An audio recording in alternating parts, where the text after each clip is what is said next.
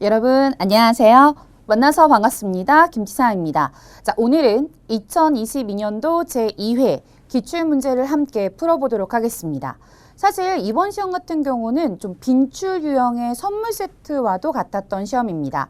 그렇기 때문에 많은 학생분들이 조금 편안한 마음으로 문제를 해결하셨으리라 생각을 합니다. 그래서 오늘 이 시간 어떤 개념이 또 어떤 작품이 출제되었는지 하나하나 살펴보도록 하겠습니다. 먼저 본격적으로 1번부터 한번 시작을 해보도록 하겠습니다. 역시나 첫 번째 문제 말하기 듣기 영역에서 나왔는데요. 여러분들 딱 보시면 뭐 특별한 개념 없이도 여러분들이 충분히 그쵸? 주어진 문제 안에서 해결하실 수 있는 그런 문제였어요. 다음 대화에서 민지의 의도로 적절한 것이라고 했습니다. 수철아, 좀 덥지 않니? 자, 이렇게 물어봤더니 수철이가 민지야, 내가 창문 열게 라고 했어요.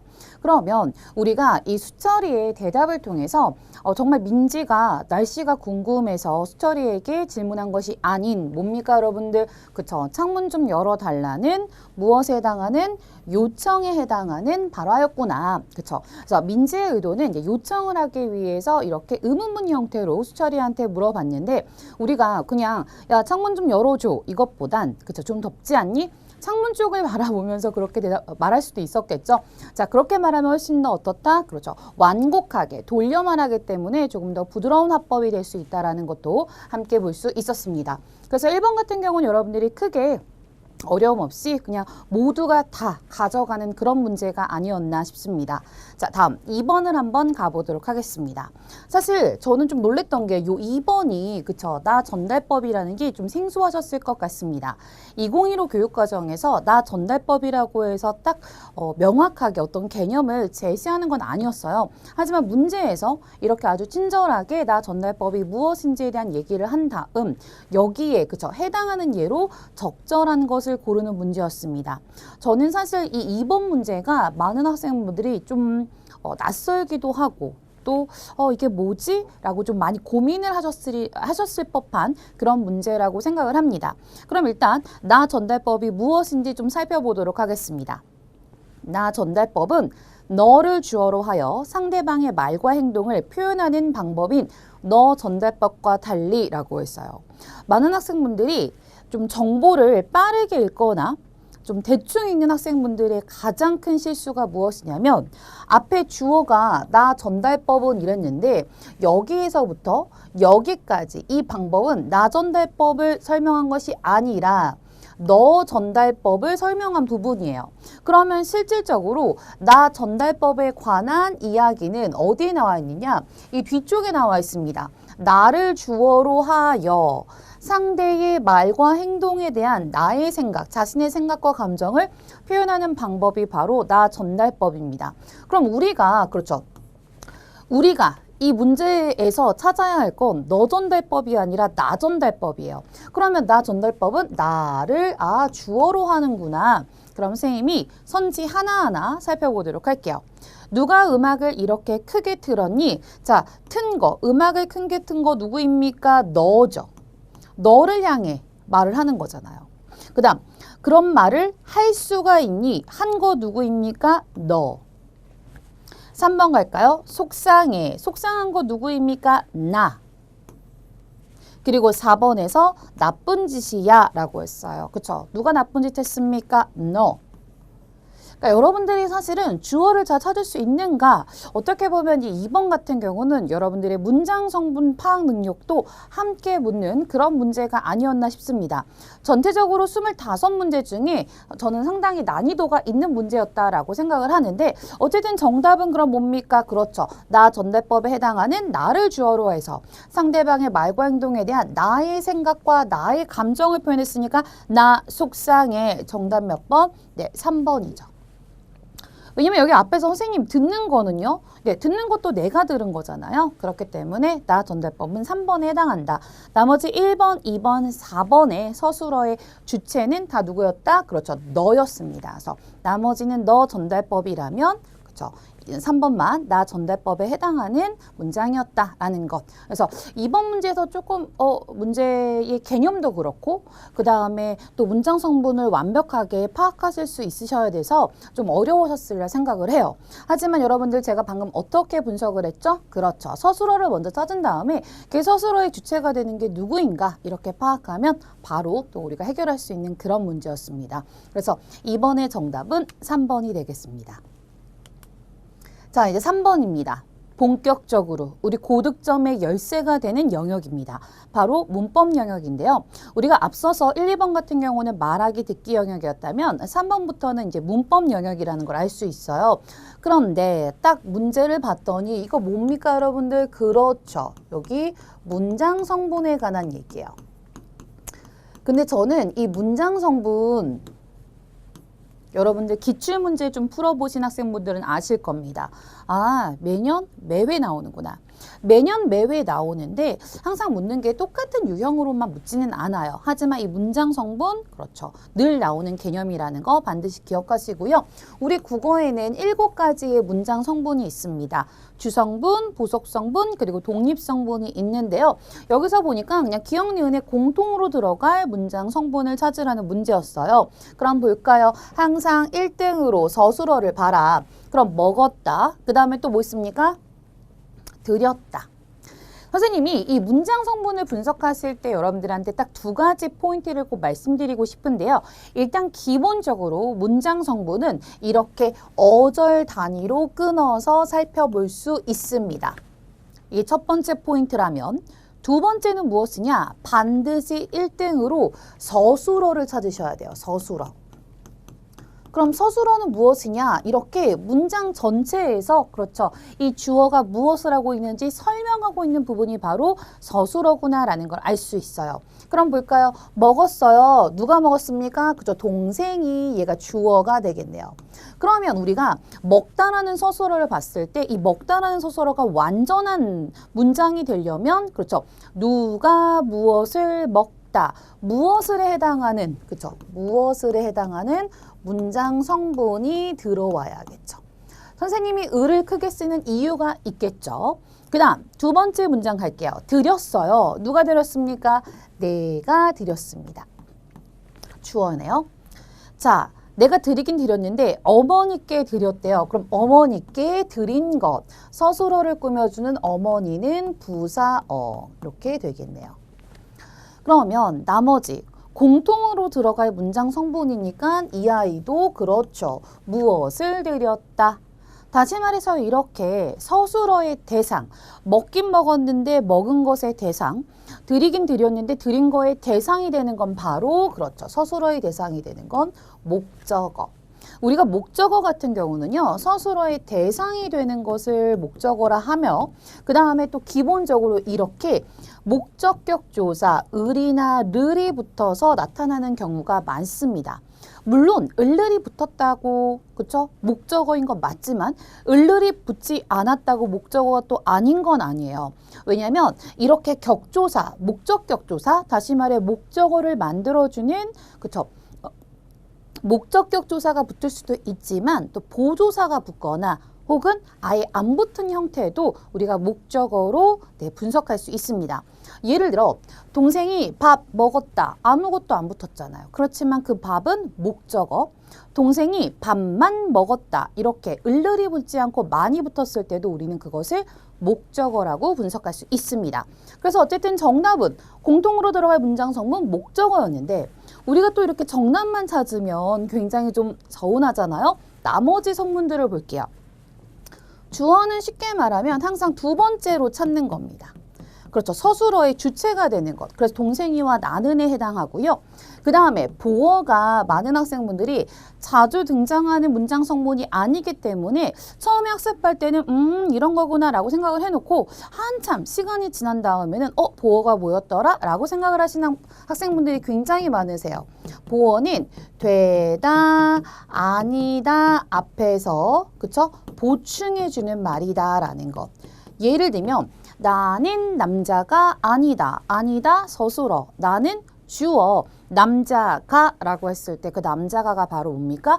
보어에 해당한다라고 생각하시면 되겠습니다. 자, 그럼 관형어는 무엇이냐? 바로 체언을 수식하는 성분인데요. 네, 문장 성분인데요.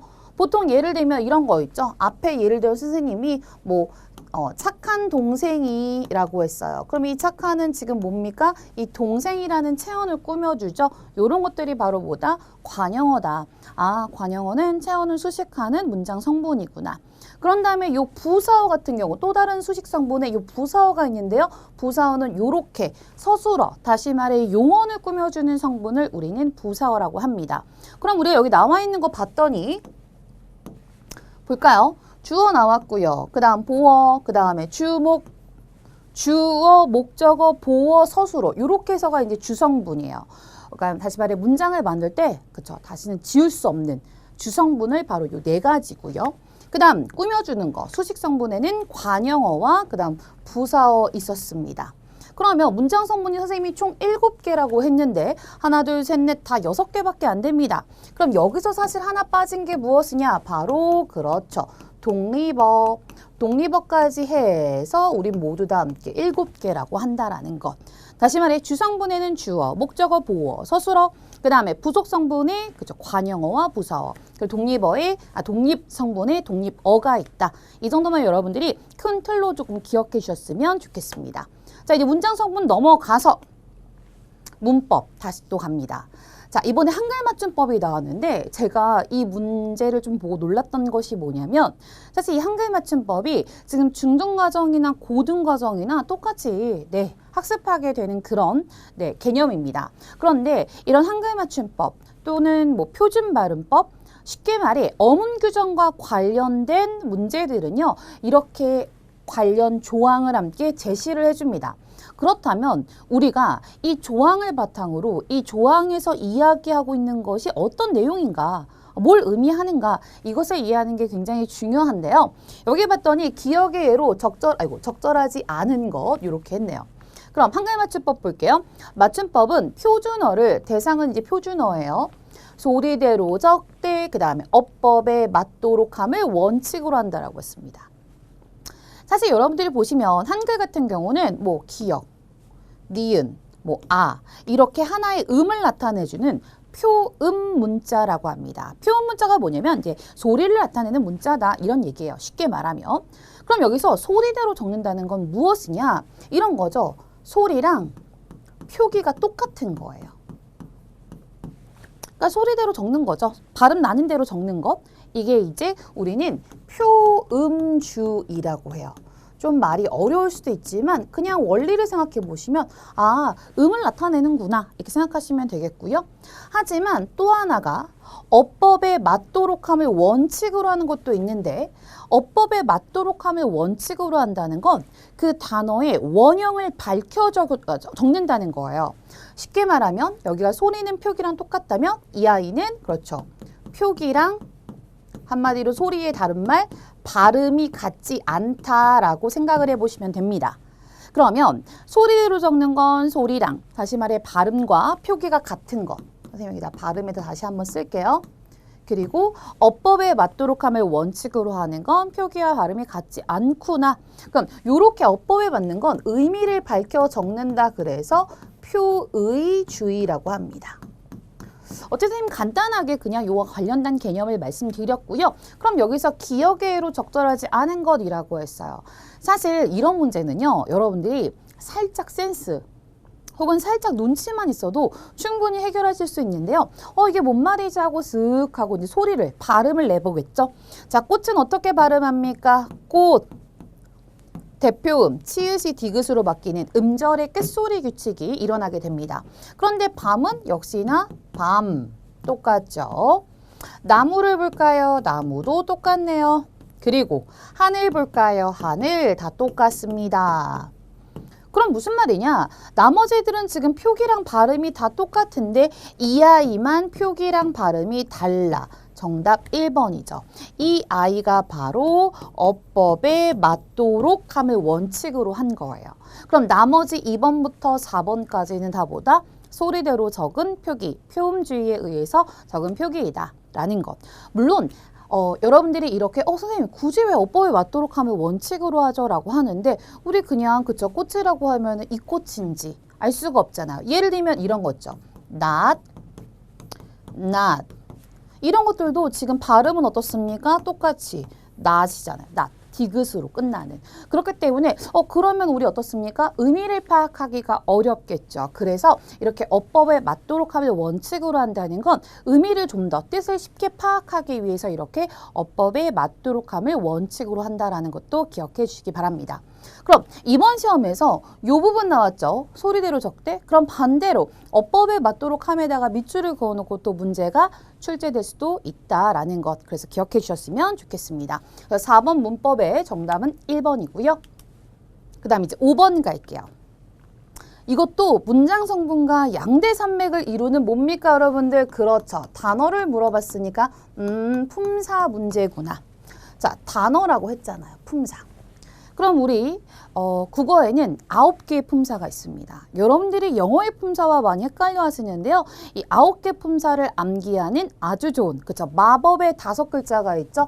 한번 가볼까요? 관, 체, 조, 그 다음 부, 용. 선생님이 이렇게 5글자로 알려드려요. 관형사는 체언을 꾸며주고 체언 뒤엔 조사가 붙고 부사는 용언을 꾸며준다. 그럼 이 체언에는 뭐가 있냐? 바로 다시 보면 명사, 대명사, 수사가 있고요. 선생님이 이제 완벽하게 써볼게요. 수사.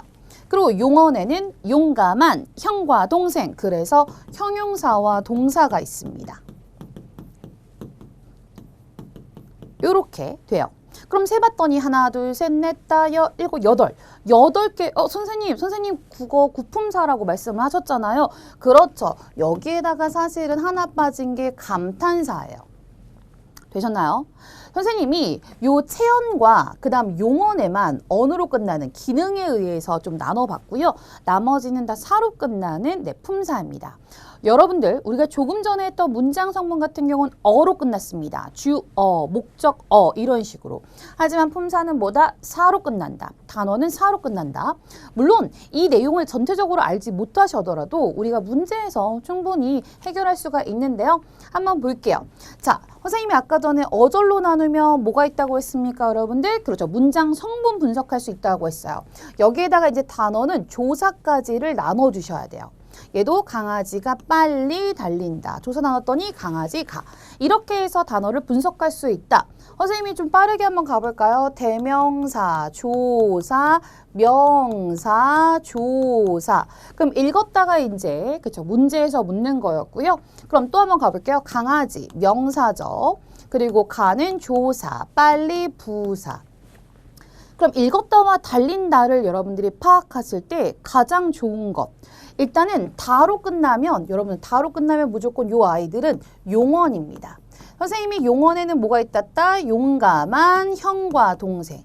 형용사와 동사가 있는데요. 많은 학생분들이 형용사와 동사를 구분하는 것을 굉장히 힘들어 하십니다. 그런데 오늘 이 시간 여러분들께 굉장히 쉽게 그렇죠. 구분할 수 있는 방법 알려드립니다. 여러분들 이 아이들은요. 니은다나 혹은 는다를 붙여보세요. 는다를 붙였을 때, 요 니은다와 는다를 붙였을 때 가능하면 동사, 불가능하면 형용사 이렇게 보시면 됩니다. 물론 이와 관련된 그 근거에 대해서는 또 고등과정에서 한 번 더 배우게 되는데요. 그럼 볼까요? 읽다, 읽는다, 달리다, 달린다. 니은다 가능했죠? 아, 그럼 둘 다 얘는 용언 중에 어디에 해당하는 아이구나? 동사이구나 라는 것. 그럼 우리가 동사를 설명한 선지를 찾아야겠죠? 쓱 봤더니 움직일 동. 그렇죠. 움직일 동. 정답 4번입니다. 그러면 나머지 선지가 설명하고 있는 품사는 무엇인지 하나하나 살펴보겠습니다. 다른 말을 꾸며준다라고 했어요. 자, 여기서 꾸며주는 거 뭐 있었습니까, 여러분들? 하나씩 보면 관형사, 그리고 또 뭐 있습니까? 부사. 아, 다른 말을 꾸며주는 건 관형사와 부사구나 라는 거 알 수 있겠고요. 2번에서 문장에서 주로 주어로 쓰인다. 우리가 보통 주어로 쓰이는 것들은 딱딱 끊어지는 단어 형태. 우리가 쉽게 말하면 말잇기 할 때 쓸 수 있는 그런 단어 형태가 주어로 많이 쓰이는데요. 그런 주어로 쓰이는 뭐가 있냐? 바로 이 체언에 해당합니다. 체언에 뭐가 있다? 명사, 대명사, 수사. 얘네들이 바로 뭡니까? 그렇죠. 주어로 쓰이는 경우다라는 것. 그 다음 부름, 응답, 놀람. 누가 봐도 이거 뭡니까? 그렇죠. 감탄사. 그쪽 감탄사에 해당한다라는 것. 조금 더 품사가 매년 매회 출제되기 때문에 사실 문제의 난이도가 계속 높아지고 있습니다. 하지만 품사는 한 번 중등과정에서 명확하게 여러분들이 학습해 놓으시면 이 중등과정만이 아니라 고등과정에서도 또 한 번 반복이 되니까요. 여러분들이 품사 문제는 반드시 암기하고 점수 4점 꼭 가져가자 기억하셨으면 좋겠습니다. 자, 이제 6번입니다. 언어의 특성. 사실 언어의 특성이 한동안 안 나오다가 지난 시험과 이번 시험에 또 한 번 나왔습니다. 그런데 언어의 특성도 이제 나올 게 뻔하죠. 늘 많이 나오는 거 역사성, 그 다음에 자의성, 사회성. 그 중에서도 많이 나오는 거 역사성과 사회성이에요. 그러면 각각 언어의 특성은 키워드만 기억하시면 되는데 여기 봤더니 백을 뜻하는 온, 천을 뜻하는 즈음은 지금은 뭐라고 했습니까? 거의 쓰이지 않는다. 또 어리다라는 말은 어리석다라는 뜻에서 오늘날에는 나이가 적다라는 뜻으로 뭐 했습니까? 바뀌었다라고 했습니다. 그러면 이렇게 지금은 쓰이지 않고요. 그 다음에 이렇게 바뀌었어요. 아, 옛날에는 그랬는데 지금은 안 그래. 자, 이건 뭡니까? 시간의 흐름에 따라서 언어가 뭐 했습니까? 변화했구나. 이런 식으로 사라지기도 하고 이런 식으로 변하기도 하고 사실 여기다 선생님이 좀 더 플러스를 하자면 우리 이런 거 있잖아요. 지금은 뭐 텔레비전이라든지 노트북이라든지 이런 것들이 있지만 조선시대 때는 이런 것들이 없었어요.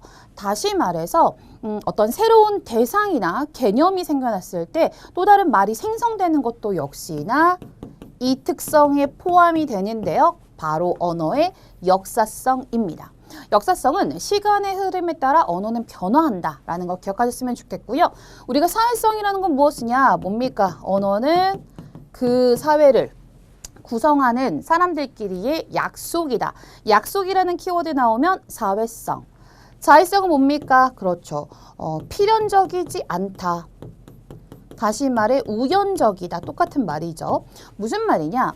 예를 들면 우리가 나무를 지칭하는 그러니까 나무의 그 의미가 있을 거 아니에요. 그런데 그 의미를 지칭하는 우리나라의 말은 나무인데, 그쵸? 뭐 미국에서 영어권에서는 트리라고 하고 뭐 중국에서는 뭐 슈라고 했나? 그런 식으로 해서 그 의미를 나타내는 기호, 형식들이 다 달라요. 그건 왜 그런 겁니까? 그렇죠. 그 말을 나타내는 기호 형식, 다시 말해 형식과 그 다음에 내용, 의미 사이에는 전혀 필연적인 관계가 없다라는 것. 필연적인 관계가 있다면 우리나라에서 나무라고 했으면 다른 나라에 가서도 그걸 나무라고 해야 되는데 그렇지 않죠. 그것이 바로 언어의 그렇죠. 자의성입니다.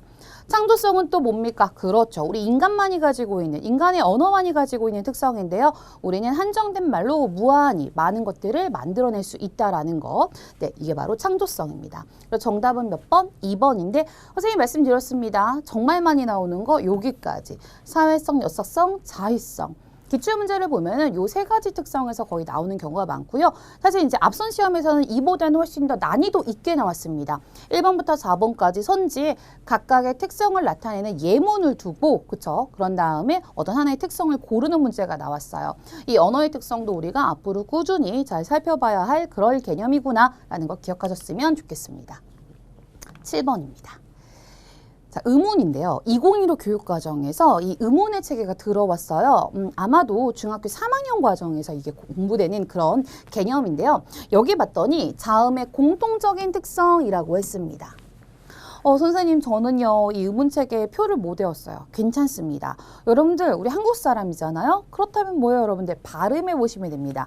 무, 부, 뿌, 프. 어디서 소리 났습니까? 그렇죠. 두 입술 사이에서는 입술 소리다. 그렇죠. 우리 자음은요. 소리나는 위치나 그 다음에 소리나는 방법에 따라서 이 자음들을 분류할 수가 있습니다. 그런데 여러분들이 만약에 선생님 저는 못 외웠어요 라고 하면은요.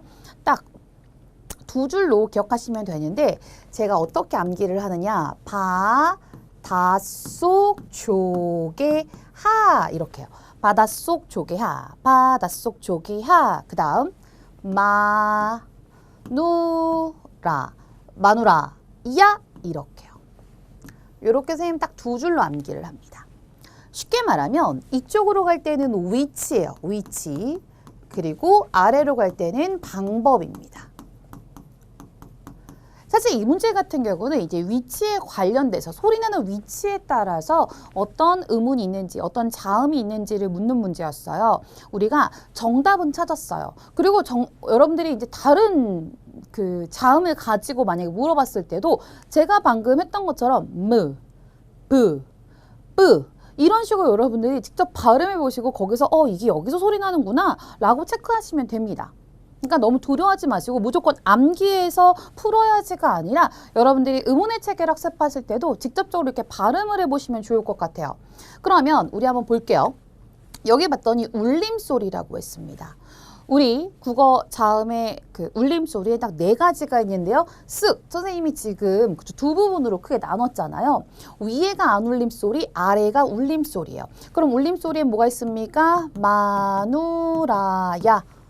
우리가 울림소리를 쓰면 보통 약간 밝고 경쾌한 느낌이 나요. 그래서 여러분들이 마누라, 야? 선생님이 한번 마누라, 야? 한번 그 참았다가 야로 가는 이유 여기 한 칸 떨어져 있죠.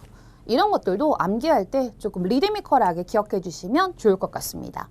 혀끝이 윗니의 잇몸에 닿으면서 라고 했습니다. 잇몸에 닿으면서 나는 소리, 잇몸 소리라고 했는데요. 우리 한번 발음을 해보면 돼요. 하나씩. 비읍, 입술이었죠. 디귿, 시옷, 디귿, 디 할 때 혀끝이 어디 닿습니까? 그렇죠. 위에 있는 그죠? 윗 잇몸 뒤쪽에 닿잖아요. 그럼 혀끝이 윗니의 잇몸에 닿으면서 나는 입술 소리 그럼 요 아이들이겠죠. 요 아이들. 그런데 선생님 그럼 디귿, 시옷, 니은, 리을만 있나요? 아니요. 그렇지 않습니다. 선생님이 이렇게 하나만 암기했던 이유가 뭐냐면 디귿, 시옷이 있어요. 그럼 우리 이런 것들을 예사소리라고 하는데 여기에 된소리, 쌍디귿, 거센소리, 티읕 시옷에 그렇죠. 된소리, 쌍시옷 그리고 거센소리 없고요. 그런 다음에 니은과 리을. 그래서 잇몸 소리는 요렇게 그렇죠. 7개의 음운이 있어요. 그런데 우리가 요 디귿, 시옷만 기억하면 이 디귿, 시옷에서 파생되는 거센 소리, 된 소리는 우리가 확인할 수 있잖아요. 바로. 그렇기 때문에 선생님이 이렇게 한번 여러분들한테 암기하면 좋다라고 말씀을 드렸고요.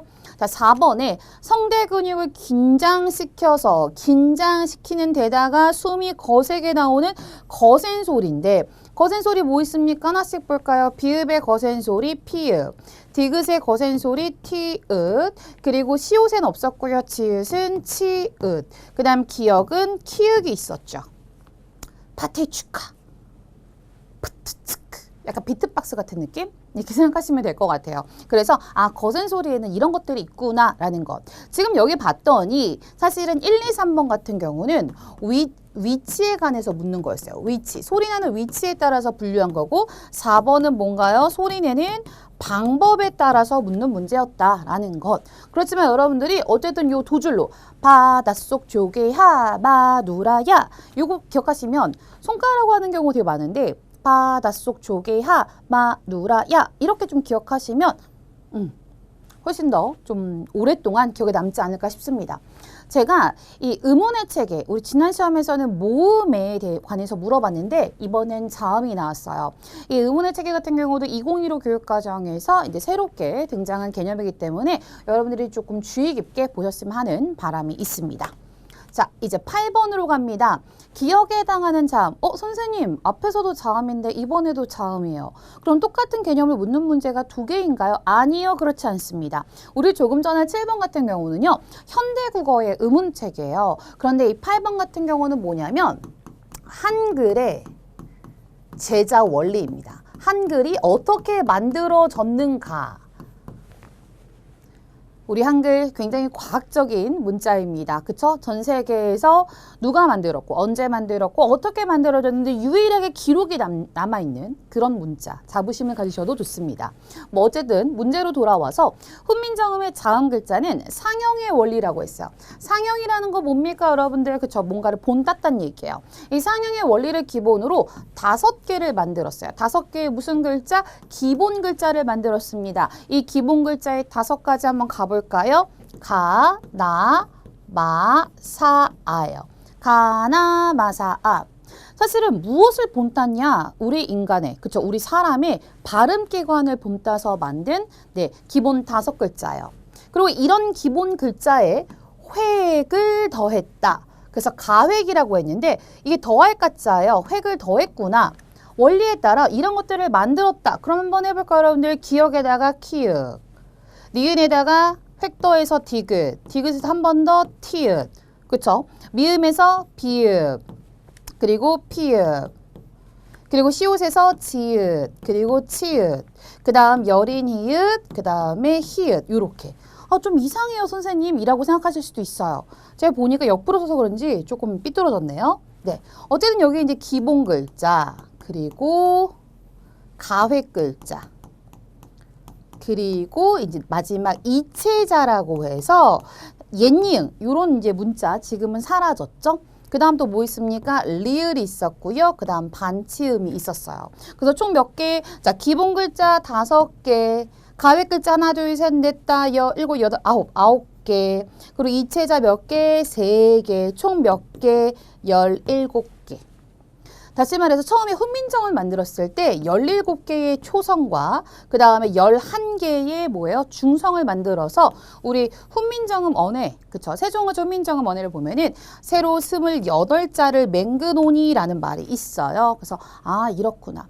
물론 이 문제에서 이 모든 것들이 필요한 것은 아니었습니다. 그럼 정답 몇 번인가요? 2번인데요. 그쵸? 가나, 마사, 이렇게. 근데 이것도 우리가 굳이 막 일일이 기본자가 뭐고 가획자가 뭐고 이체자가 뭔지 이런 것들을 암기하지 않더라도 기억에서 우리가 획을 빼보세요. 획을 빼면 남는 게 없잖아. 이거나 혹은 이건데. 그럼 이런 자음 없으니까 기억은 기본자구나. 시옷도 한쪽을 빼버리면 이거밖에 안 나오고 또 한쪽을 빼버리면 이거밖에 안 나오니까 얘도 결국 뭐예요? 기본자구나. 이응도 없었습니까? 반만 그릴 수 있는 거 아니잖아요. 그쵸? 그럼 얘도 결국 하나구나. 그런데 리을을 봤더니 리을은 니은에서 디귿, 뭐 디귿에서 위에 또 붙여가지고 이런 식으로 만들 수 있죠. 됐나요, 여러분들? 그래서 물론 얘도 획을 더했는데 선생님 얘는 왜 이체자인가요? 라고 하실 거예요. 이 이체자인 이유가 뭐냐면 가획이라는 건 무엇이냐면 획을 더해서 소리의 세기를 조금 변화시켰다면 이체자는 획은 더했지만 소리의 세기가 세지지 않아요. 그래서 다른 원리에 의해서 만들었다라고 해서 이체자에 들어갑니다. 어쨌든 그래서 정답은 몇 번인가요? 그렇죠. 여기 선생님이 너무 필기를 막 했네요. 죄송합니다. 리을입니다. 리을만이 이 기본 글자에 해당이 되지 않는다라고 기억하시면서 기본 글자 가나 마사 오.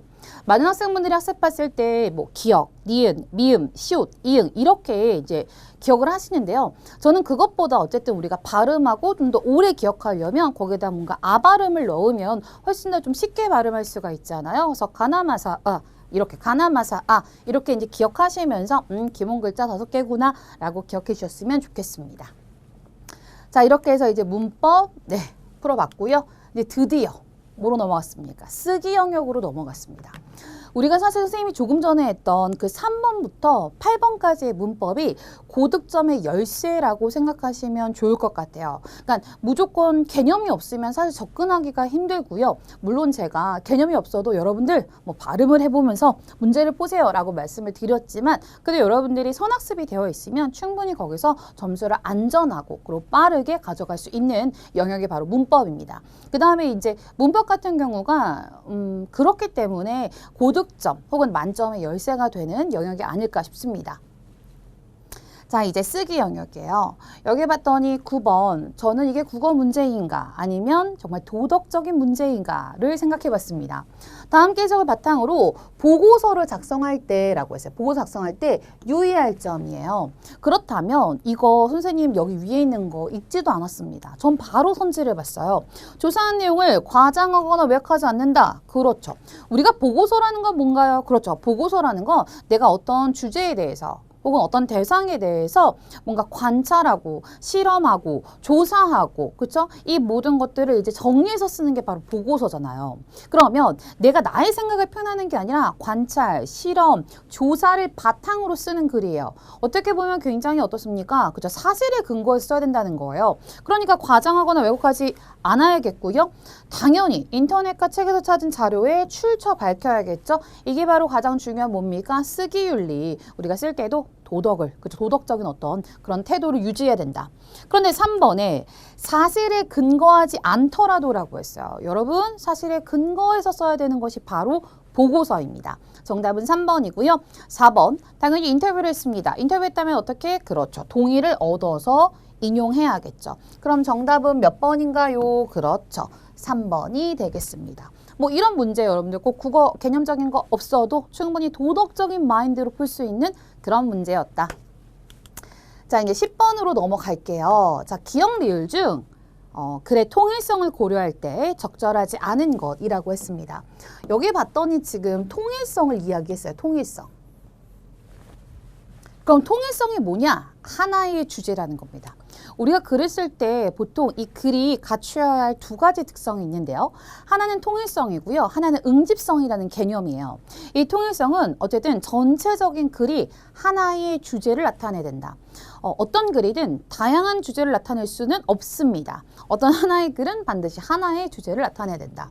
그러면 여기 쓱 봤는데 제목, 자전거를 탈 때 안전모를 쓰자라는 보니까 안전모를 쓰자라고 했으니까 제가 봤을 때 주장하는 글인 것 같아요.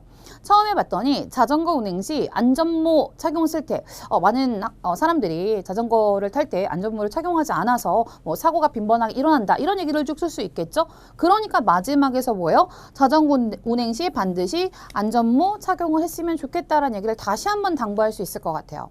그러면 자전거 탈 때 안전모 쓰자는 이야기에서 그런 주제에서 벗어난 내용을 찾으시면 됩니다. 그럼 정답 몇 번인가요? 그렇죠. 2번이 되겠죠. 공유자전거 이용 활성화. 우리 요즘 이제 길에 가면 그쵸 공유자전거 따릉이라든지 뭐 킥보드도 있고 이렇게 한데 이 공유자전거 이용을 활성화하자.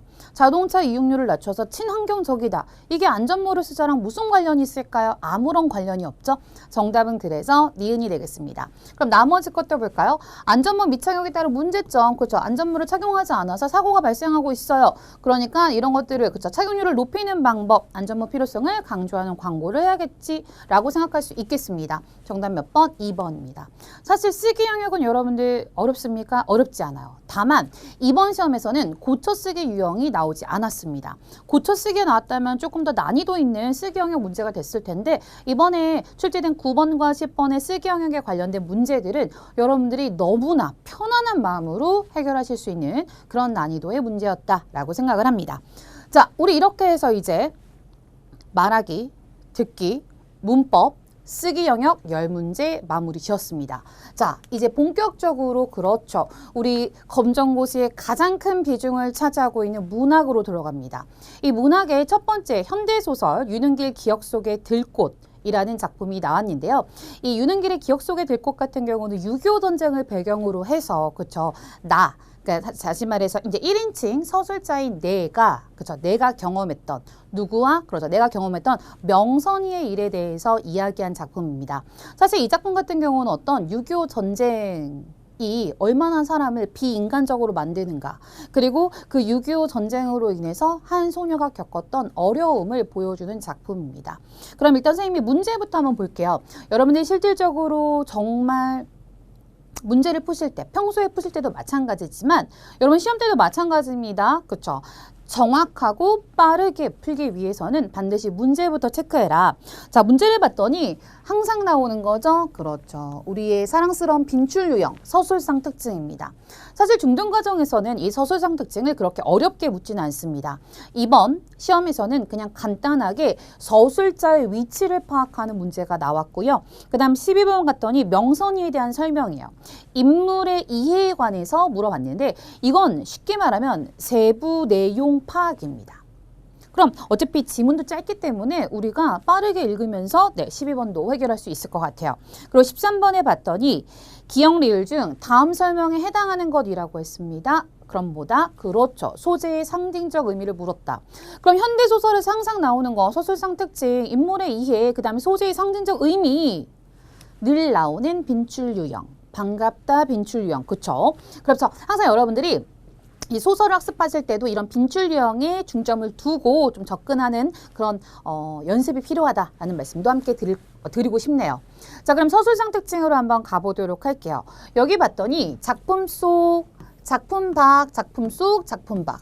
그럼 이게 무슨 의미인가를 여러분들이 정확히 아셔야 되는데 제가 이 서술자를 파악하는 아주 쉬운 방법이 있었어요. 자, 이게 소설이라는 세계라고 칩시다. 그쵸? 소설에 만약에 나는 혹은 내가 이런 식으로 나왔어요. 그럼 이 서술자가 나는 내가 이렇게 말했다는 건 얘는 소설 속의 등장인물이라는 거죠. 이렇게 작품 안에 있는 거예요. 이렇게 안에 있는 애는 당연히 그렇죠. 1인칭 서술자라고 합니다. 그런데 그가, 그녀가, 뭐 명선이가 이런 식으로 얘기하면 뭡니까 여러분들? 그렇죠. 내가 등장하지 않아요? 그럼 얘는 3인칭이에요. 그러면 제가 슬쩍 여기 지문을 한번 볼게요. 우리가 명선이한테서 순순히 얻어낸 금반지는 두 번째 것으로 마지막이었다. 그 다음에 쭉 내려가면 중간 부분에 여러분들 그러니까 다시 말해 3문단에 뭐라고 됐습니까? 그날도 나는 명선이와 함께 라고 했어요. 그날도 나는 이라고 했어요. 그럼 1인칭이구나. 그럼 선생님이 얘 지우고 그럼 얘랑 얘밖에 남지 않구나. 그럼 얘네들은 1인칭, 1인칭, 3인칭, 3인칭이구나. 이렇게 체크할 수 있었어요. 그런 다음에 여러분들이 지문을 쭉 읽어보시면 아시겠지만 내가 내 이야기를 하는 것보다 내가 누구에 관한 이야기를 합니까? 그렇죠. 명선이에 관한 이야기를 합니다. 그럼 작품 속 서술자가 계속 바뀌고 있어라고 했는데 바뀔 수가 없어요. 사실 1번 선지 같은 경우는 거의 오답에 가까운 선지다라고 생각하시면 됩니다. 왜냐면 여러분들 시험이라는 거 한 작품을 전문을 주는 게 아니잖아요. 어떤 부분적인 장면을 제시하는데 그 장면에서 사실 서술자가 그 짧은 순간에 바뀌어버리면 학생분들이 그렇죠. 이해할 수도 없을 뿐더러 그렇죠? 엉망진창이 되겠죠. 그래서 보통 이렇게 서술자가 계속 바뀌는 이런 선지 같은 경우는 거의 오답이다. 오답에 가깝다라고 생각하시면 좋을 것 같아요. 그럼 정답은 3번밖에 안 남았는데 한번 볼까요? 인물이 경험한, 그죠? 작품 속 인물, 그럼 뭐야? 1인칭. 경험한 내용을 서술하고 있어. 그렇죠. 내가 명선이와 함께 있었던 일에 대해서 이야기를 하고 있습니다. 자, 사실은 이 작품은 1인칭 관찰자 시점입니다. 그럼 나머지 시점들도 한번 체크해 보도록 하겠습니다. 2번 봤더니 작품 밖 서술자가 등장인물 뭐하고 있어요? 관찰하고 있어요. 그럼 3인칭 뭔가요? 작가 관찰자. 저는 사실은 이 작가 관찰자 시점도 거의 우리 중등과정에서는 잘 나오지 않는 시점이다라고 말씀을 드리고 싶어요. 뭐 비단 중등과정만의 문제는 아닙니다. 고등과정에서도 3인칭 작가 관찰자는 거의 등장하지 않는다. 이렇게 생각하셔도 좋고요. 4번 갔더니 이게 1인칭 관찰자나 1인칭 주인공만큼 많이 나오는 시점이죠. 작품 밖 서술자라고 했으니까 3인칭 인물의 심리를 제시하고 있다. 그러면 이렇게 서술자가 작품 밖에 있는데 작품 안에 일어난 모든 일에 대해서 알고 있는 거예요. 마치 전지전능한 신과 같습니다. 그래서 이런 것들을 우리는 3인칭 전지적 작가 시점이라고 합니다. 그래서 이런 것들은 전적 작가 시점이구나 이렇게 기억해 주시면 되겠습니다. 정답은 3번이었고요. 그 다음 이제 명선이에 대한 설명으로 적절하지 않은 것이라고 했습니다. 그럼 인물의 이해에 대해서 한번 보도록 할게요. 그럼 이건 읽어보셔야겠죠. 그럼 한번 보도록 합니다. 우리가 명선이한테 순순히 얻어낸 금반지는 두 번째 것으로 마지막이었다. 아버지와 어머니가 온갖 지혜를 짜내어 백방으로 숨겨둔 장소를 알아내려 안간 힘을 다해보았으나 금반지 근처에만 얘기가 나와도 명선이는 입을 굳게 다문 채 침묵 속의 도리질로 완강히 버티곤 했다. 선생님이 좀 끊어가도록 하겠습니다. 우리가 이제 지문을 읽을 때 여러분들 제가 늘상 말씀드리는 부분인데 이렇게 지문이 있잖아요. 그럼 이렇게 들여쓰기가 되어 있을 거예요. 저는 이런 거를 좀 끊어서 봅니다. 끊어서 보면 훨씬 더 이런 세부 내용 파악이라든지 그 다음에 내용 일치 문제에서 좀 더 정확하고 빠르게 풀 수 있는데 사실 이건 문학만의 문제는 아니고 독서, 다시 말해 읽기 영역에서도 이런 방법을 계속해서 적용해 주시면 좋습니다. 그럼 여기까지 끊어보고 한번 볼까요? 금반지를 숨겨두고 있다. 맞죠? 첫 번째 단락에서 우리가 확인할 수 있었고요. 그럼 두 번째 단락 갑니다. 날이 가고 달이 갔다. 어디도 초가을로 접어드는 날씨였다. 남쪽에서 쳐 올라오는 국방군에 밀려 인민군이 북쪽으로 쫓겨가기 시작한다는 소문이 돌았다. 그럼 우리가 사실은 이 작품을 모르더라도 인민군, 국군 이런 거 나오면 아 시대적 배경이 6.25 전쟁 중이구나 라는 거 알 수 있고요.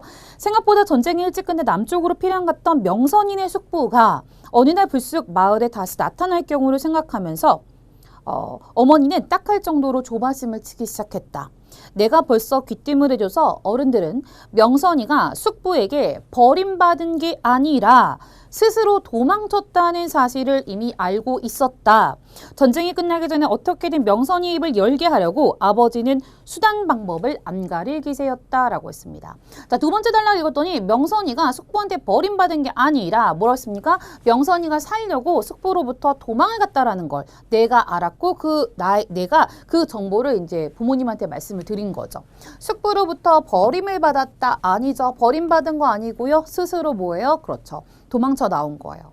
그럼 우리가 두 번째 단락까지만 읽어도 12번에 2번 아주 명확하게 정답을 찾아냈습니다. 그렇기 때문에 뒷부분 읽어야 될까요? 뭐 굳이 안 읽어도 되지만 우리가 이제 풀이하는 과정이니까. 그러니까 실질적으로 저는 여러분들이 문제를 해결하실 때 이렇게 정확한 정답을 찾으셨다면 시간 단축을 위해서 그 뒤에 거는 볼 필요가 없다. 물론 남은 시간이 있다면 마지막에 한 번 더 체크, 그렇죠? 정답이 맞는지 아닌지 이런 것들을 체크할 수 있긴 하겠지만 일단 문제를 푸는 과정에서는 그렇게 하셔도 충분하다라는 거. 자, 세 번째 단락 갑니다. 그날도 나는 명선이와 함께 부서진 다리에 가서 놀고 있었다. 사실은 이 소설에서 이 부서진 다리가 어떤 전쟁의 상처를 전쟁의 어떤 실상을 보여주는 상징적인 소재로 나와요. 그 왜 다리가 이렇게 있으면 다리가 부서지면 이 다리 안에 이제 콘크리트가 있을 거 아니에요. 이렇게 콘크리트가 이제 부서져가지고 철근 구조가 이렇게 있겠죠. 그러면 이제 명선이가 어떻게 하냐면 여기를 막 이렇게 건너가는 거예요. 근데 그 밑으로는 강이 흐르고 있어요. 강이 흐르니까 뭐요? 자칫 잘못하다가 떨어질 수도 있는데 그 위험한 장난을 계속 쳐요. 그럼 볼까요? 그 위험하지만 고개 장난을 명선이는 한창 즐기는 중이었다. 콘크리트 부위를 벗어나 그 애가 앙상한 철근을 타고 거미처럼 지옥의 가장귀를 향해 조마조마하게 건널 때였다. 그때 우리들 머리 위로 하늘을 두 쪽을 가리는 굉장한 폭음이 귓뺨을 갈기는 기세로 갑자기 울렸다. 그러니까 무앙 하고 뭐가 이제 날아간 거예요. 푸른 하늘 바탕을 질러 하얗게 호주의 편대가 떠가고 있었다. 비행기의 폭음에 가려 나는 철근 사이에 울리는 비명을 거의 듣지 못했다. 그러니까 비행기 소리가 너무 크니까 누가 악 소리를 질렀는데 못 들었다는 얘기예요. 그러면서 다른 것은 도무지 무서워할 줄 모르면서 유독 비행기만은 병적으로 겁을 내는 서울 아이한테, 이 서울 아이가 누구입니까? 명선이죠. 이 명선이한테 얼핏 생각이 미쳐 눈길이 하늘에서 허리가 동강이 난, 그러니까 중간에 이렇게 다리가 끊어져 있었겠죠. 이렇게 이쪽으로 이제 다리가 또 이제 이렇게 있었겠죠. 끊어져 있었던 다리로 끌어내렸을 때 내가 본 것은 강심을 겨냥하고 빠른 속도로 멀어지는 한 송이 쥐바라 손꽃이었다라고 했어요. 그럼 뭡니까? 이제 비행기가 이렇게 죄송합니다. 비행기가 쌩 하고 날아가니까 그 소리에 뭐예요? 떨어졌어요. 이 떨어지는 명선이를 뭐라고 했습니까? 한 송이 쥐바라 손꽃이었다라고 표현을 했죠. 자, 여기서 봤을 때 위험천만한 고개 장난을 했다. 그렇죠. 세 번째 단락에서 우리가 확인할 수 있었고요. 비행기를 병적으로 무서워했다. 그렇죠. 왜냐면 우리 조금 전에 그랬잖아요. 다른 건 도무지 무서워할 줄 모르는 명선이가 이 비행기 소리에만 깜짝깜짝 놀랐거든요. 사실은 이게 이제 작품 전체적으로 보면 명선이의 부모님이 비행기 공습에 돌아가셨어요. 그래서 명선이가 그거에 대해서 약간 좀 트라우마를 가지고 있는 그런 인물로 그려집니다. 그렇기 때문에 네, 요거 4번도 방금 확인을 했고요. 명선이가 들꽃이 되어 사라진 후 어느 날 한적한 오후에 나는 그때까지 한 번도 성공한 적이 없는 모험을 혼자서 시도해 보았다. 그러니까 여기서 나라는 인물은 항상 명선이가 여기를 건너가면 여기서 명선이를 쳐다만 보고 있었어요. 그리고 여기를 가지 못했어요. 무서워서. 그런데 명선이가 이제 죽고 나서 혼자 그렇죠. 요 철근 구조를 이제 건너간 거죠. 겁쟁이라고 비유는 사람이 아무도 없으니까 의외로 용기가 나고 마음이 차갑게 가라앉는 것이었다라고 했습니다. 그러니까 여러분들이 이제 작품 전체를 읽으면 훨씬 더 조금 더 이 작품에 대해서 이해가 되리라 생각을 합니다. 그럼 일단 주어진 우리가 지문만을 가지고 문제를 해결해야 되니까 일단 12번에 2번 네 확인했습니다. 그러니까 여러분들이 실질적으로 11번과 12번이 유능길의 기억 속에 될 곳이 어떤 작품인지 미리 학습하지 않더라도 주어진 지문의 정답이 다 나와 있다라는 것. 그 다음 13번입니다. 기억 리을 중 다음 설명에 해당하는 것이라고 했습니다. 소재의 상징적 의미. 6.25 전쟁의 폭력으로 죽어간 한 소녀라고 했어요. 이 소녀 누구입니까? 명선이. 이 명선이를 상징하는 걸 기억부터 리을에서 찾으라고 했습니다. 우리 아까 전에 그쵸? 명선이가 어떻게 비행기 폭음에 놀라서 떨어지는 걸 뭐라고 표현했습니까? 쥐바라 손꽃이라고 했습니다. 이 쥐바라 손꽃, 그렇죠. 정답은 4번이네요. 기억 같더니 이제 금반지라고 했는데 이 작품에서 이 금반지라는 소재도 굉장히 중요합니다.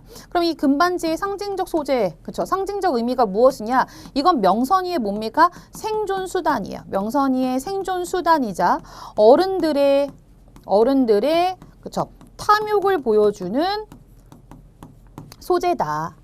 누구의 생존수단인지 아시겠죠? 명선이. 그 다음 니은을 봤더니 뭐라 나왔습니까? 인민군이 나왔네요. 그럼 우리가 인민군이라는 소재를 통해서 알 수 있는 거 뭡니까? 그렇죠. 6.25 전쟁 중이구나. 라는 거 시대적 배경 알 수 있고요. 디귿 봤더니 이제 비행기라고 했는데요. 굳이 만약에 비행기의 상징적인 의미를 찾자면 이 비행기는 명선이 부모님, 그렇죠?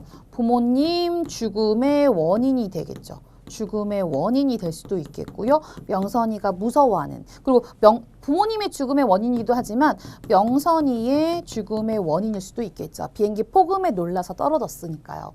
그래서 쥐바라 손꽃 같은 경우는 사실은 이제 그 들꽃 하나인데 이 쥐바라 손꽃이란 이름도 정말 그 쥐바라 손꽃이란 들꽃이 있다라기보다는 명선이가 사실 이제 작품 전체적으로 보면은 처음에 이제 남자 행세를 하다가 나중에 여자임이 들켜요. 근데 여자아이의 그 모습을 보여주기 위해서 이 서술자가 중간에 명선이가 그 들꽃을 보고 너무 예쁘다. 이 꽃의 이름은 뭐야? 라고 했더니 이제 서술자인 내가 모르지만 쥐바라 손꽃이야 이렇게 말을 하거든요.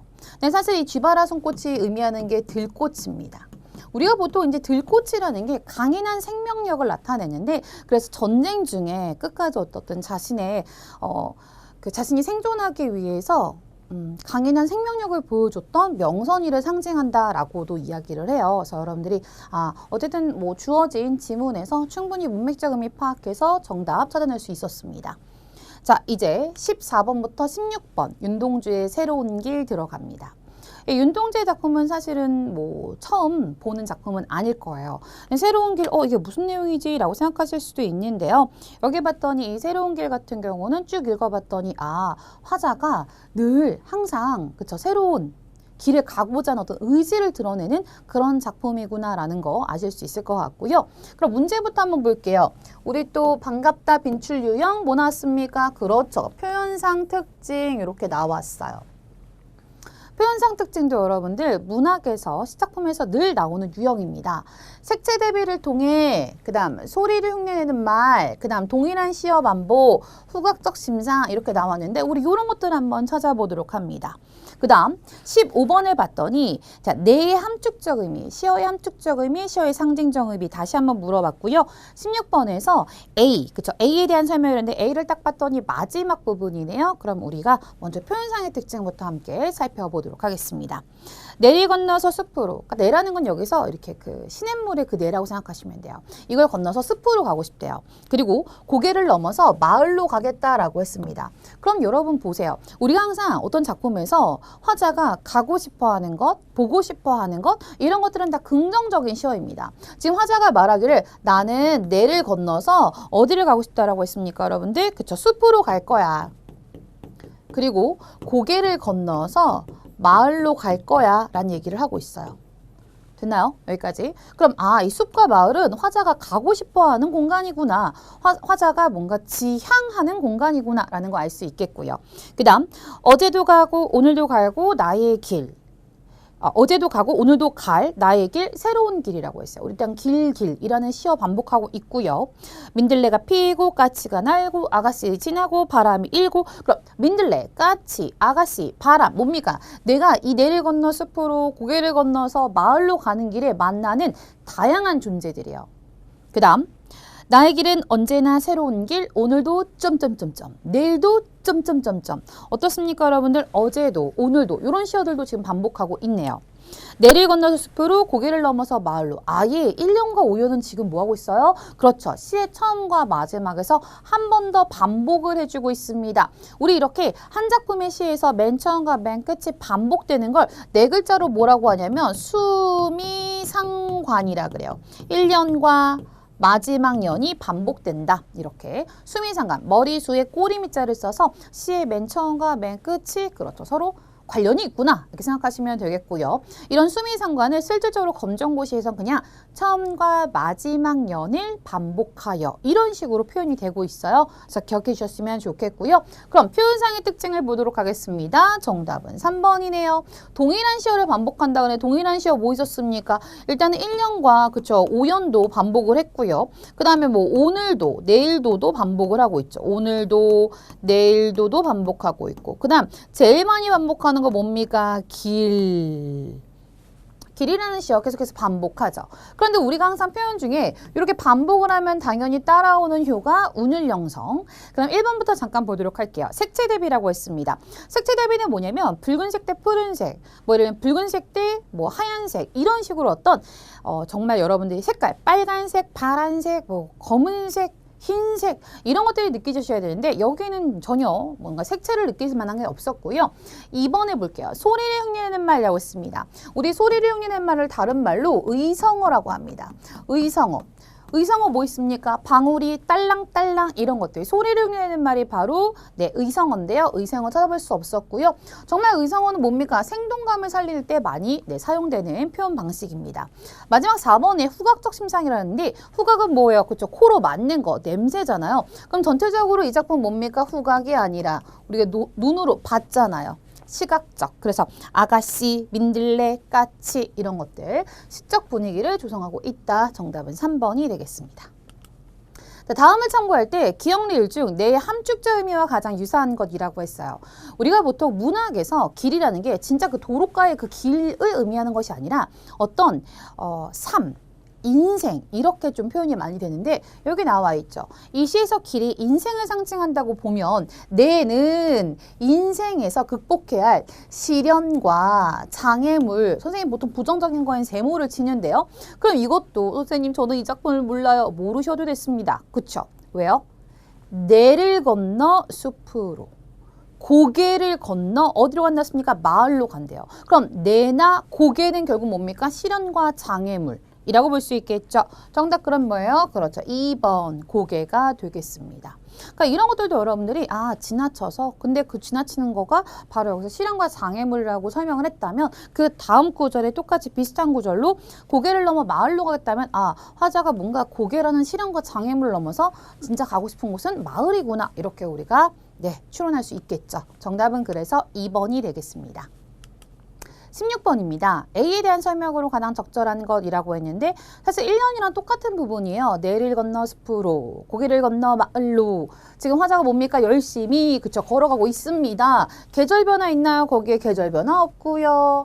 대상을 의인화? 의인화라는 건 뭡니까 여러분들? 그쵸? 사람이 아닌 걸 사람처럼 표현한 거예요. 사람이 아닌 것을 사람처럼. 그런데 여기선 전체적으로 뭐 의인화가 나타난 작품도 아니었고요. 과거와 현재를 대비한다 그랬는데 과거와 현재 서로 대비, 서로 이제 대조했다는 거야. 과거는 이랬는데 현재는 뭐 그런 상황이 아니야 라든지 이런 거 없었고요. 게다가 상승감, 뭔가를 잃은 것 같은 그런 표현 있었습니까? 아니죠. 없었죠. 정답은 4번입니다. 공간의 이동, 그렇죠. 내 건너서 숲으로, 고개 넘어서 건너서 산으로, 산으로래. 마을로. 네. 이렇게 해서 화자의 지향, 중요한 단어 나왔습니다. 지향이라는 건 뭔가요? 그렇죠. 화자가 해야 할 것, 화자가 가고자 하는 곳, 이렇게 생각하시면 되고요. 여기서 선생님이 하나 더 가자면 지향과 반대말이 뭡니까? 지양, 하지 않아야 될 것, 이걸 지양이라고 한다라는 것. 뭐 이건 여러분들이 좀 배경 지식으로 알아두시면 좋을 것 같고요. 지향점을 보여준다. 네, 맞습니다. 이 지향점이 뭡니까? 숲이랑 그 다음에 또 하나, 그렇죠. 마을이었죠. 이렇게 볼 수 있다라는 것. 그래서 16번에 4번 이렇게 풀어봤습니다. 자, 이렇게 선생님이 현대 작품, 현대 문학들, 현대 소설과 그 다음에 현대 시 함께 풀이해봤고요. 이제 다음 문제 갑니다. 17번부터 19번 작자미상 심청정. 제가 여기서 한 포인트 좀 놀랬던 게 뭐냐면 이 심청정도 사실은 이미 지난 시험에 고등과정에서 출제됐던 작품입니다. 제가 중등과정에서 항상 말씀드리는 거지만 중등과정이 결코 중등과정만의 것은 아니에요. 항상 이렇게 문제가 출제되는 걸 보면은 유형도 점점 고등과정과 닮아지고 있지만 작품에서 그러니까 공통적으로 수록되는 작품들은 중등과정에서 다시 한번 또 등장을 한다. 그래서 만약에 이번 시험을 준비하는 혹은 준비했던 그런 수험생분들이 나는 2022학년도 제1회 고졸검정고시 과정을 풀어봤다면 심청전 내가 봤던 건데 막 이런 생각을 하실 수도 있었으리라 생각합니다. 일단 문제부터 한번 보도록 합니다. 윗글에 대한 설명으로 가장 적절한 것이라고 했어요. 그 윗글에 대한 설명이니까 심청전 전체적인 얘기인데 이거 읽어야 됩니까? 우리 심청이 뭡니까? 그렇죠. 효녀의 아이콘. 그랬을 때 정답 몇 번? 1번이 되겠죠. 이건 거의 그냥 드립니다. 4점 가져가세요. 이런 문제라고 볼 수 있을 것 같아요. 그리고 18번에 인물의 심리. 우리 인물의 심리도 항상 이 소설 영역에서 항상 나오는 유형이라는 것. 그리고 19번에 봤더니 윗글에 대한 감상인데요. 이 이제 감상, 적절한 감상 같은 경우는 사실은 이제 내용 잘 파악했고 그 내용 파악한 거에 대한 반응을 묻는 문제였어요. 그럼 한번 보도록 하겠습니다. 자, 선생님 그냥 바로 이거 1번 할게요. 전통적인 효사상이 반영되어 있다. 뭐 간결부터 영웅적 인물인데 효녀는 심청이는 영웅적 인물 아니고요. 그 다음 시대적 배경 읽어보시면 알겠지만 시대적 배경 구체적이지 않습니다. 그 다음 간결하고 건조한 문체. 저는 사실은 이번 선지가 조금 중등과정에서 이 정도 난이도의 선지가 나와도 되나? 라는 생각을 좀 했었어요. 간결하고 건조한 문체다. 그럼 간결하고 건조한 문체라는 건 좀 짤막짤막하게 끊어지는 문체라고 볼 수 있는데 한번 읽어보시면 얘가 짧게 끊어지는지 한번 볼까요? 오늘 밤 새벽대를 함지에다 머물게 하고 내일 아침 돋는 해를 부상지에다가 메어두면 가련하신 우리 아버지 좀 더 모셔보련마는. 선생님 벌써 첫 문장부터 너무 어려워요. 네, 이러한 어휘들 다 알고 풀어야 됩니까? 아니죠. 여러분 문제를 보세요. 문제를 보시면 내가 그러니까 물론 우리가 학습하는 과정에서는 모르는 어휘 찾아보면 너무 좋겠지만 이거 모른다고 해서 이 작품 이해 안 되는 거 아닙니다. 그러니까 쭉쭉 그냥 물 흐르듯 넘어가세요. 날이 가고 달이 가니 뉘라서 막을 쏘냐 애고 서른지고 천지가 사정없이 이윽고 달기우니 심청이 할 일 없어 달가 우지 마라 제발 덕분에 우지 마라. 그 다음 반야 진관에서 닭 울음 기다리던 맹상군이 아니로다. 네가 울면 날이 새고 날이 새면 나 죽는다. 그러면서 죽기는 섭잖아도 의지 없는 우리 아버지는 어찌 잊고 가잔 말이냐. 어느덧 동방 밝아오니 그 다음에 심청이 아버지 진지나 마지막 지어드리라 하고 문을 열고 나서서 벌써 뱃사람들이 살인문 밖에서 뭐라고 했습니까? 오늘이 떠나는 날이 오니 수위 가게 해주시오. 그러니까 빨리 가자라는 얘기를 했어요. 그랬더니 하니 심청이가 이 말을 듣고 얼굴빛이 없어지고 손발에 맥이 풀리며 목이 메고 정신이 어지러워라고 했습니다. 여러분들. 그럼 여기서 보면 18번에 어떤 문제 나왔습니까? 기억에서 짐작할 수 있는 심청이의 심리와 거리가 먼 것이라고 했어요. 여러분들이 심청이 이야기는 기본적으로 그 전체적인 줄거리 간단하게는 아시리라 생각을 합니다. 근데 신봉사, 심청이의 아버지가 앞이 안 보이는 메인인데 이 신봉사가 자신의 계안, 눈을 뜨기 위해서 공양미 300석을 시주하기로 약속을 하게 되죠.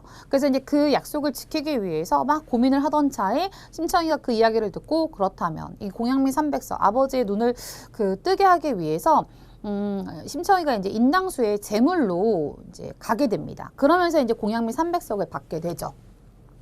그래서 이제 그 과정에서 지금 기억해 보면 얼굴빛이 없어지고 손발에 맥이 풀리며 목이 메고 정신이 어지럽다라고 했어요. 그럼 아버지, 정말 앞이 안 보이는 이 아버지를 두고 떠날 생각을 하는 심청이의 심리 어떻겠습니까? 걱정도 되고 그 다음에 이제 죽으러 가는 거잖아요. 긴장도 될 거고. 하지만 분노? 나 갈 건데 왜 이렇게 보채는 거야? 막 이러면서 분노 내는 거 아니죠. 그래서 분노가 어울리지 않고요. 그래도 불안했겠죠. 아버지를 혼자 두고 떠나야 되는 심청이의 마음은 이렇게 걱정, 긴장, 불안으로 가득했을 거예요. 정답은 그래서 3번이 되겠죠. 되나요, 여러분들?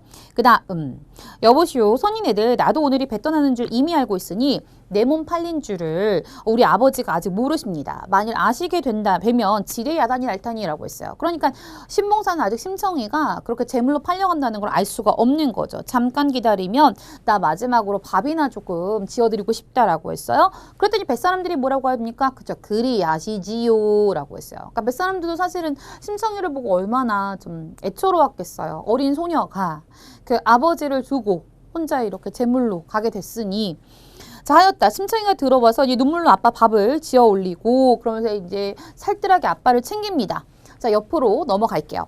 진지를 많이 잡수셔요. 신봉사는 철도 모르고 야, 오늘은 반찬이 유난히 좋구나. 네 집 제사 지냈느냐. 그날 밤에 꿈을 꾸었는데 부자가는 전륜지간이라 꿈에 미리 보여주는 바가 있었다. 그러니까 지금 신봉사가 딸에게 내가 간밤에 꿈을 꿨는데 아, 좋은 꿈을 꾼 것 같아 라는 얘기를 하고 있는 거예요.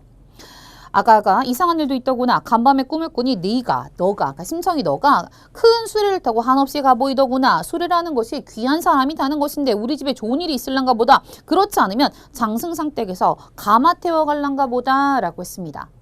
그러니까 신봉사가 이제 간밤에 꿈을 꿨는데 그 꿈속에서 춘향이가 큰 수레를 타고 가더라는 거예요. 그러면서 아, 수레나 이런 것들은 조금 귀한 사람이 타는 건데 네가 좋은 데에 이제 가려나 보다라고 하면서 아빠는 이 꿈을 아주 좋게 해석을 했습니다. 사실은 이게 뭐 심청이가 아빠를 떠나는 그 장면이잖아요. 그래서 그런 꿈일 수도 있었는데 아빠는 일단 뭐 맛있는 밥을 먹으면서 신봉사는 이제 그 꿈을 긍정적으로 해석을 했습니다. 심청이가 더 죽을 꿈인 줄을 짐작하고 둘러대기를 이라고 했습니다. 그러면 심청이는 뭐야? 아, 아버지가 나 죽을 걸 생각 미리 꿈속에서 보셨구나. 그러니까 수레를 타고 간다고 생각하시는구나. 이걸 짐작하고 그냥 아빠 걱정할까봐 그 꿈 참 좋습니다 하고 진지상을 물러내어 담배 태워드린 뒤에 밥상을 앞에 놓고 먹으려 하니 간장이 썩는 눈물이 막 눈에서 콸콸콸. 아버지 신생 생각하고 그러니까 아버지가 이제 뭐예요?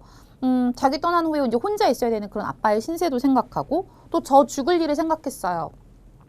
정신이 아득하고 몸이 떨려 밥을 먹지 못하고 물렸다. 그런 뒤에 심청이가 사당에 하직하고 했어요. 그럼 사당이라는 게 뭐냐면 그 조상을 모셔놓은 곳인데요. 거기에다 이제 하직, 인사를 드리고 들어갈지 다시 세수하고 사당문 가만히 열고 하직 인사를 올렸다. 그러니까 이제 심청이가 아버지를 두고 떠나는 그날 마지막 날에 아빠를 위해서 이제 밥을 진지를 차려드리고 그 다음에 이제 조상을 모시는 그 사당에 이제 인사를 드리는 그 장면이네요. 그럼 어쨌든 18번에서 한번 풀었고요. 앞서서 우리가 17번에서 보면 선생님이 전통적인 효사상 그렇죠. 예를 들면 사당에다가 인사를 드리는 것도 그렇고요. 아버지를 위해서 이제 자신이 제물로 가게 되는 그런 과정도 역시나 전통적인 효사상이 반영되어 있는 거죠. 그 다음 뭐 쭉 읽어보면 아시겠지만 시적병이 언제인지는 알 수 없었죠. 정답은 1번이 되겠습니다. 그리고 간결하고 건조한 문체라고 했는데 사실은 우울감이 느껴지는 그런 간결한 문체가 보이기는 해요. 이러면 달가달가 우지 마라. 제발 덕분에 우지 마라. 뭔가 그쵸 운율감이 느껴지죠. 근데 이런 운율감이 느껴지는 이유가 뭐냐면 이 심청전은 고전 소설이자 판소리계의 소설입니다. 다시 말해 판소리 사설로 불리우다가 나중에 소설로 정착이 됐어요. 그렇기 때문에 전체적으로 약간 운율감이 느껴지는 율문체가 있지만 문장 자체가 굉장히 깁니다. 여러분 특히나 그 제가 방금 읽었던 부분에 마지막 단락을 보시면 저는 깜짝 놀란 게 뭐냐면 볼게요. 하고 잔짓상을 물려내고부터 시작해가지고 밥을 먹지 못하고 물렸다까지가 뭡니까? 한 문장이에요. 그죠? 그러니까 그때가 마침표가 딱 하나 찍혀 있죠. 굉장히 긴 문장으로 되기 때문에 간결하다라고 보기에는 좀 그렇습니다. 그래서 정답 몇 번? 1번이 되겠습니다. 자, 이제 19번 볼까요? 19번. 윗글에 대한 감상으로 난 적절한 것이라고 했습니다. 봤더니 전체적으로 이제 내용 파악하면서 반응을 물어보는 거였어요. 신봉사가 딸의 상황을 모르고 있어서 안타깝다. 정답 1번이죠. 읽는 독자들은 그렇게 생각할 수 있겠죠. 뱃사람을 기다리게 하는 심청의 태도가 무례하다. 예의가 없다. 여러분 뱃사람 왜 기다리게 했습니까? 나 죽기 전에 우리 아버지 마지막으로 진지 차려드리고 싶어요. 그게 예의가 없는 겁니까? 얼마나 애처롭습니까? 그 다음 3번 새벽 딱 우는 장면을 떠올리니 네? 희망찬 느낌? 새벽 딱 울면 뭡니까? 이제 춘향이가 아버지가 더 떠나야 되잖아요. 춘향이 죽으러 갑니다. 그런데 희망찬 느낌 어울리지 않겠죠. 4번입니다. 심청의 부탁을 들어주지 않은 아니죠. 그러시지요. 들어주었습니다. 그렇죠. 그래서 2번과 3번 같은 경우 다시 말해 심청이가 뱃사람을 기다리게 하는 것, 그 다음에 새벽 딱에 우는 건 내용 일치 맞아요. 그렇지만 뒤에 그렇죠. 반응이 틀렸고요. 이 4번 같은 경우는 앞서서 그렇죠. 내용 부분에서 내용 일치 부분에서 틀렸다라는 것. 정답 그래서 1번이 되겠습니다. 자, 이렇게 선생님이 드디어 문학 끝. 그쵸. 문학이 가장 이제 그 검정고시에서 비중이 높죠. 이제 그쵸. 독서로 들어갑니다. 읽기 영역. 모두를 위한 디자인과 그 다음에 생명을 불어넣는 마법사의 물이 나왔는데 제가 이번 시험에서 조금 놀랬던 게 뭐냐면 원래 중등과정에서는 사실 이 읽기 영역의 지문이 그렇게 길지 않습니다. 길지 않는데 이번 시험은 조금 그나마 좀 긴 지문이 나왔다. 그렇다면 저는 어떻게 한다? 그렇죠. 여러분 여기 지문 나왔습니다. 이것이야말로 어떻게 문단 나누기. 문단 나누기에서 푸시면 너무 정확하고 빠르게 풀 수 있다는 거. 그럼 일단 문제부터 선문제 후지문 들어갑니다. 문제를 봤더니 윗글에서 모두를 위한 디자인이 적용된 예가 아닌 것이라고 했어요. 그럼 우리가 모두를 위한 디자인이 뭔가를 파악해야겠고요. 21번에 기억과 같은 설명 방법. 반갑다. 빈출 유형. 이 설명 방법 2015 교육과정에서도 굉장히 주요하게 다뤄지고 있습니다. 22번입니다. 가에 들어갈 원칙이라고 했어요. 쓱 봤더니 가는 마지막 문단이야. 그러면 22번은 마지막에 풀어야 하는 문제이구나 라는 걸 알 수 있었죠. 그럼 순서대로 보자면 저는 개인적으로 제일 먼저 21번부터 풀 거예요. 왜냐면 첫 번째 문단에 기억이 있습니다. 그럼 기억 먼저 푼 다음에 그 다음 선생님 다음 문단으로 넘어가 볼게요. 자, 기억과 같은 설명 방법입니다. 우리 항상 이 설명 방법 가장 많이 나오는 거 뭐 있습니까? 정의, 예시, 비교, 대조, 분석, 분류 이런 것들을 우리는 설명 방법 혹은 내용 전개 방법이라고 하는데요. 그럼 볼까요? 기억 봅니다. 모두를 위한 디자인은 노인이나 장애를 가진 사람도 사용하는데 불편하지 않은 디자인을 말한다 라고 했습니다. 그럼 모두를 위한 디자인이란 이런 것이다. 자, 기억에 무슨 방법 사용했습니까? 정의. 정의는 뭔가요? 그렇죠. 뜻을 풀이해 주는 걸 우리는 정의라는 설명 방법이라고 해요. 그럼 1번부터 볼까요? 동물은 척추동물과 무척추동물로 나뉜다. 나뉜다 했으니까 분류. 그 다음 2번 갈까요? 발효 음식의 예로 아주 그냥 친절합니다. 김치, 간장, 된장이 있다. 예시.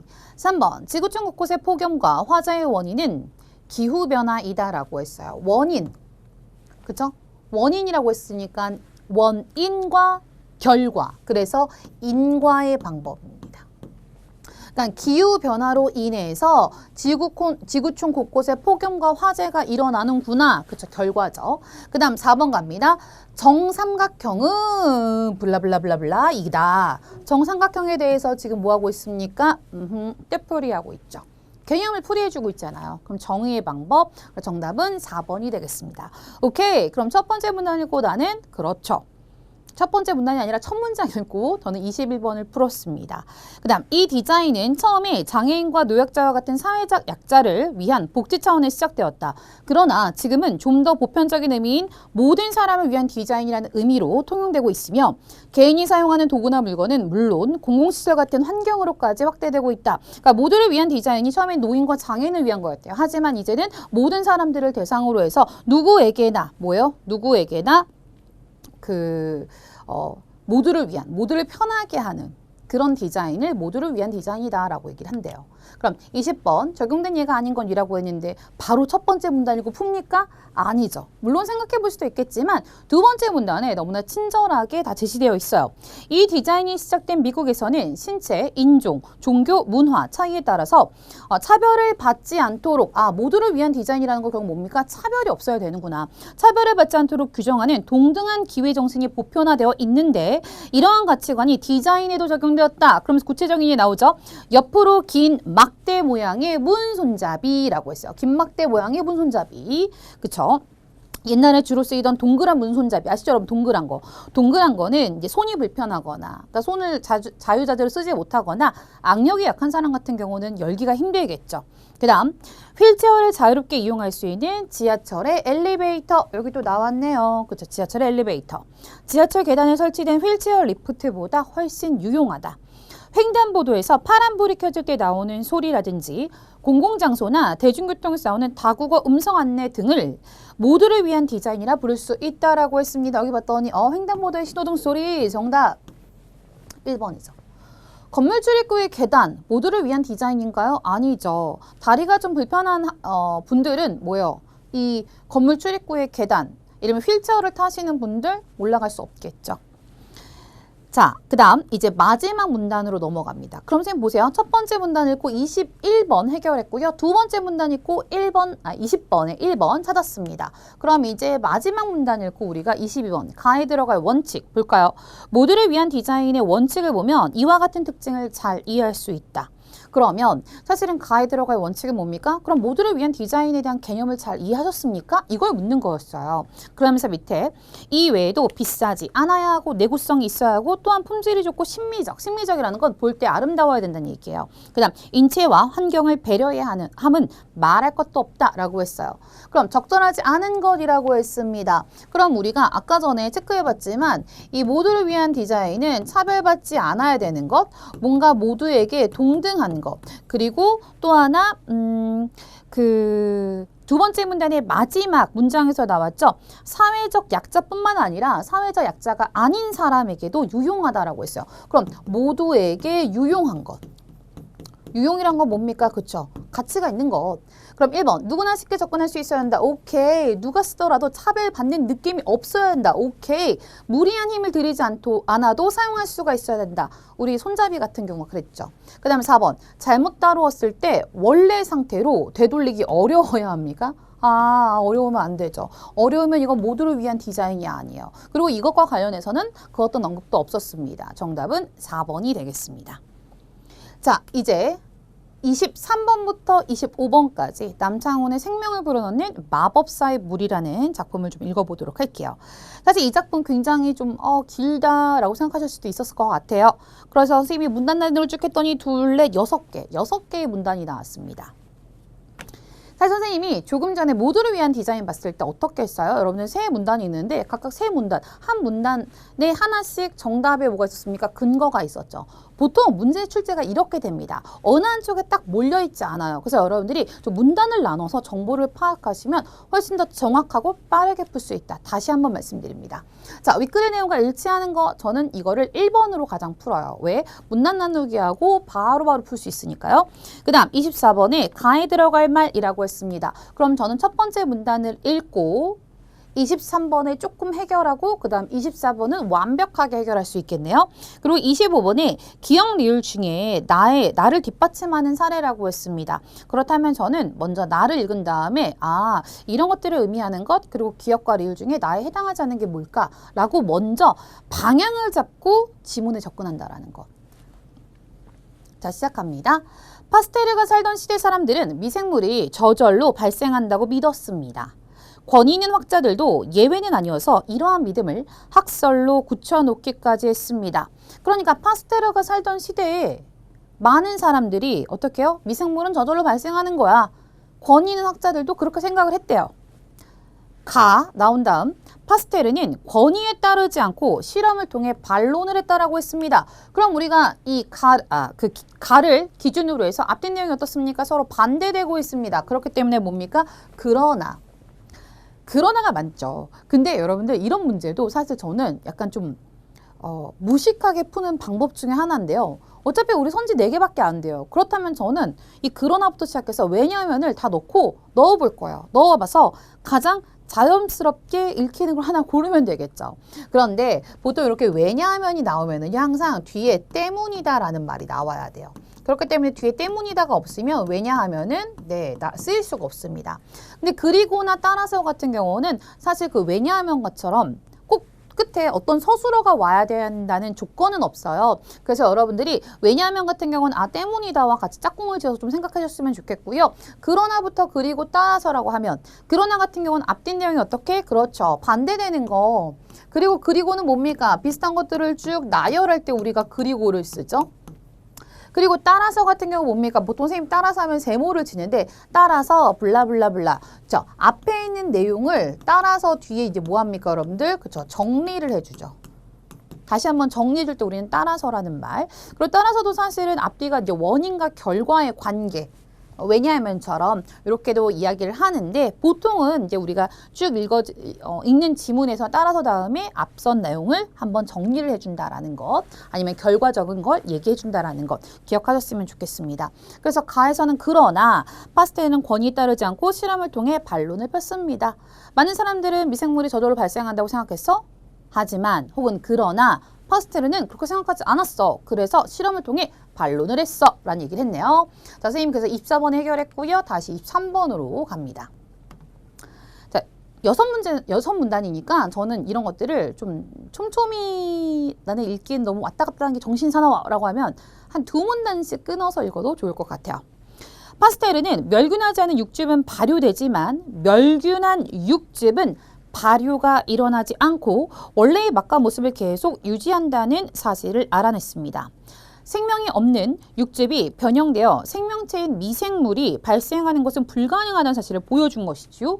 미생물이 무생물로부터 자연적으로 발생하는 것이 아니라 사람처럼 생명을 지닌 고유한 존재라는 사실을 입증했습니다. 라고 했습니다. 그럼 미생물이라는 건 무생물로부터 자연적으로 발생하는 것이 아니라 어떻게 된 거라고 했어요, 여러분들? 생명을 지닌 고유한 존재라고 했어요. 그럼 일단 1번. 멸균한 육즙에서는 발효가 일어난다? 아니요. 발효가 일어나지 않는다. 라고 했고요. 미생물은 무생물로부터 자연적으로 발생한다? 아니요. 자연적으로 발생하지 않고 미생물은 무생물로부터 자연적으로 발생하는 것이 아니라 A 아니라 B가 더 중요해요. 어떻게? 미생물이 생명을 지닌 고유한 존재다. 그러니까 파스텔가 발견한 건 미생물은 생명을 지닌 고유한 존재야 라는 얘기를 했잖아요. 그럼 혹시나 두 번째 문단까지 읽고 우리 뭐예요? 이번까지 틀린 설명이구나. 됐나요? 그럼 정답률 50% 올렸네요. 선생님 지금 두 번째 문단까지밖에 읽지 않았습니다. 그럼 세 번째 문단 갑니다. 의심은 마법사의 물과 같습니다. 이런 것들 나왔을 때 우리가 서술형 특징에서 비유적인 표현을 사용하여 자신의 생각을 강조하고 있다. 가능하죠. 여기서 글쓴이가 말하기를 의심은 뭐라고 했어요? 마법사의 물과 같다. 물론 이번 문제에서는 전혀 그쵸? 상관이 없는 그런 표현들, 그러니까 뭐 지나쳐도 될 만한 표현이었는데 제가 이런 것들 한번 서술형 특징 한번 체크해 봤고요. 의심은 마법사의 물과 같습니다. 의심하는 순간 죽어있던 진실이 생명을 얻고 살아나기 시작하니까요. 그렇다고 밑도 끝도 없이 의심만 해야 한다는 이야기는 아닙니다. 밑도 끝도 의심하라는 게 아니라 뒤에 나오죠. 모두가 옳다고 주장하는 이야기라도 틀릴 수 있다는 사실을 잊지 말아야 한다는 것입니다. 그래서 파스테르가 뭐라고 했어요? 모든 사람, 뭐 권위 있는 학자들도 다 그렇게 믿었는데 파스테르만큼은 실험을 통해서 반론을 했다라고 했잖아요. 그러면 우리가 일단 나에 해당하는 첫 번째 인물이 누구입니까? 그렇죠. 파스테르. 선생님 그냥 앞글자만 쓰도록 하겠습니다. 자, 세 번째 문단까지 읽었습니다. 우리 확인할 수 있는 거 있나요? 없네요. 그렇죠? 그럼 네 번째 문단으로 갑니다. 자유낙하를 하는 두 물체 중 더 무거운 것이 더 빨리 땅에 떨어진다. 그러니까 무거운 게, 만약 이쪽이 무겁다면 제가 이쪽 펜 들고 있으니까요. 더 뚝 하고 빨리 떨어진다는 얘기예요. 아리스토텔레스는 이렇게 주장했대요. 그러니까 이건 아리스토텔레스의 주장입니다. 대부분 사람은 이 주장을 별 의심 없이 받아들였대요. 그러니까 아리스토텔레스 같은 경우는 둘 중에 무거운 게 더 빨리 떨어져. 그리고 대부분의 사람들도 그걸 다 그렇게 믿었대요. 하지만 갈릴레이는 의문을 품었네요. 그리고 여러 번의 실험으로 모든 물체는 그 무게와 관계없이 똑같은 속도로 자유낙하한다는 사실을 알게 되었대요. 누가? 갈릴레이. 갈릴레이가 한마디로 아리스토텔레스한테 이제 그 반론을 핀 거죠. 그래서 4번 모든 물체는 무게와 관계없이 같은 속도로 자유 낙하한다. 이거 누구의? 그렇죠. 갈릴레이의 주장. 갈릴레이가 이제 발견한 거죠. 정답은 4번이 되겠습니다.